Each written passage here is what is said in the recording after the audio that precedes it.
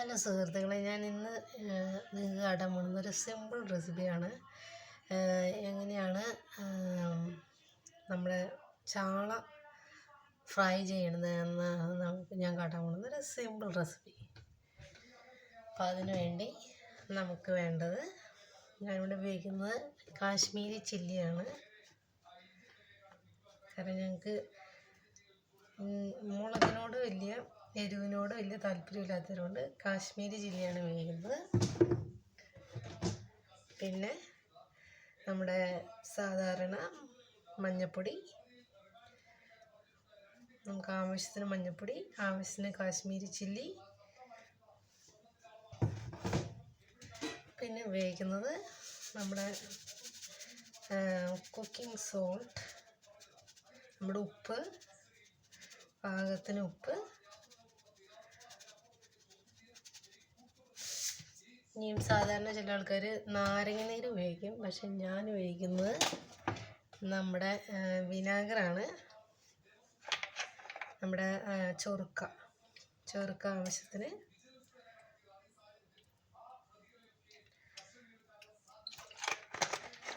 ഇനി അത് നല്ലോണം ഒന്ന് മിക്സ് ചെയ്ത് ഇടുക.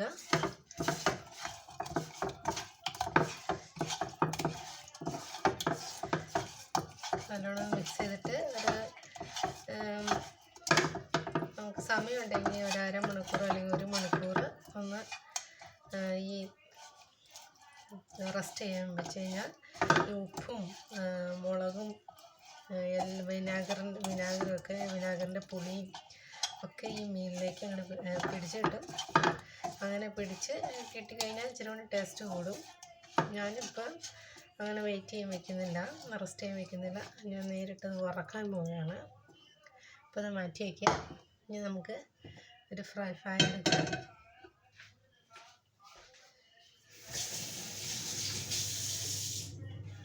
ഫ്രൈ പാൻ എടുത്തിട്ട് നമുക്ക് തീ കത്തിക്കാം.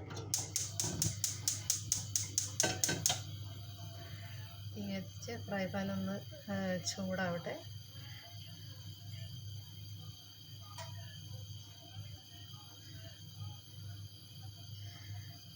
ചൂടാകണ വരെ നമുക്കൊന്ന് വെയിറ്റ് ചെയ്യാം.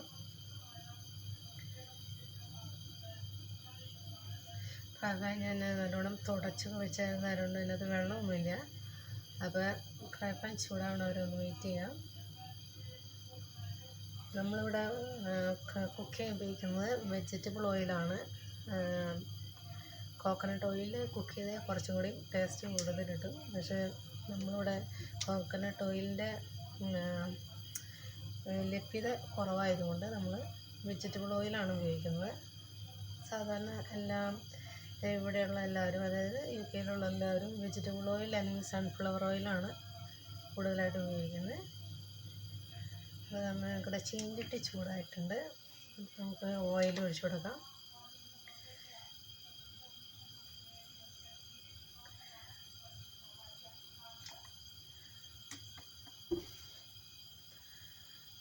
ഓയിലൊന്ന് ചൂടാവട്ടെ, അതുവരെ ഒന്ന് വെയിറ്റ് ചെയ്യാം.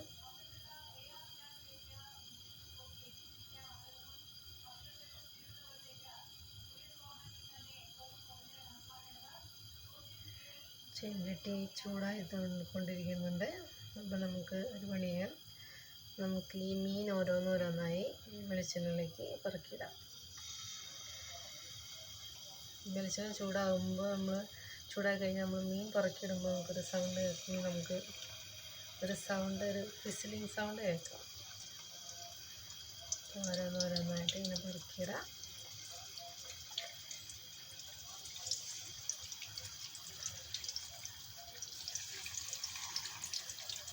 അത് വെളിച്ചെണ്ണ കിടന്ന് മൊരിയട്ടെ.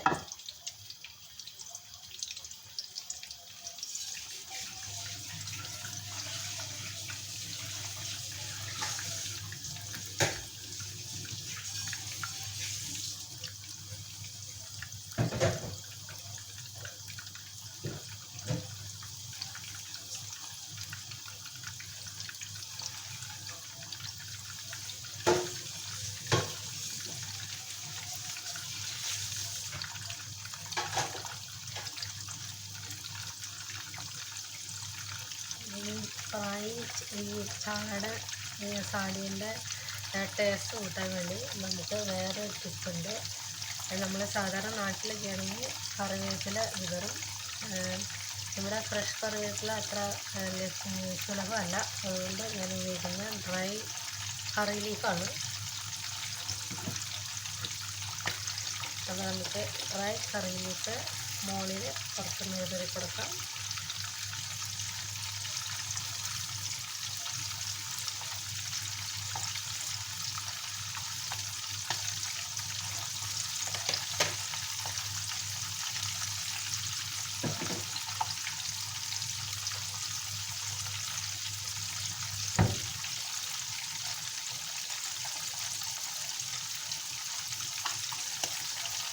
നിങ്ങൾക്ക് എല്ലാവർക്കും അറിയാവുന്ന പോലെ ഇത് നമ്മൾ മൊരിഞ്ഞ് കഴിയുമ്പോൾ ഇത് ഫ്ലിപ്പ് ചെയ്ത് രണ്ട് വശം മൊരിഞ്ഞ്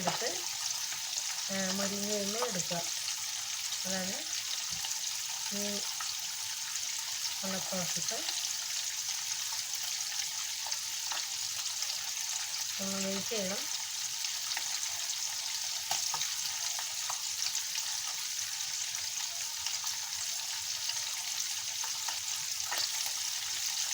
നല്ലോണം മൊരിയിട്ട് അതുവരെ വെയിറ്റ് ചെയ്യും.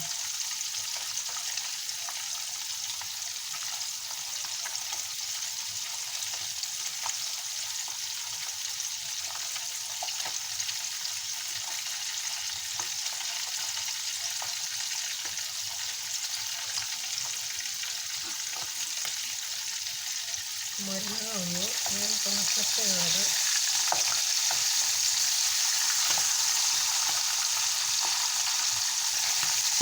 ഓരോന്നായിട്ട് ഇങ്ങനെ ഫ്ലിപ്പ്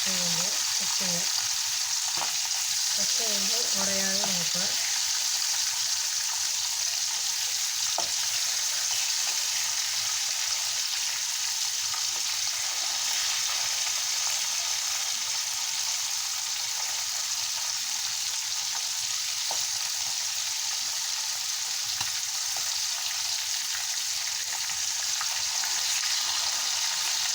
അത് മൊരിഞ്ഞ് കഴിയുമ്പോൾ ഇറക്കുക. ഇതാണ് എൻ്റെ ഒരു സിമ്പിൾ റെസിപ്പി. നിങ്ങൾക്ക് എല്ലാവർക്കും ഇഷ്ടപ്പെടുന്നു വരുന്നു. അപ്പോൾ താങ്ക് യു.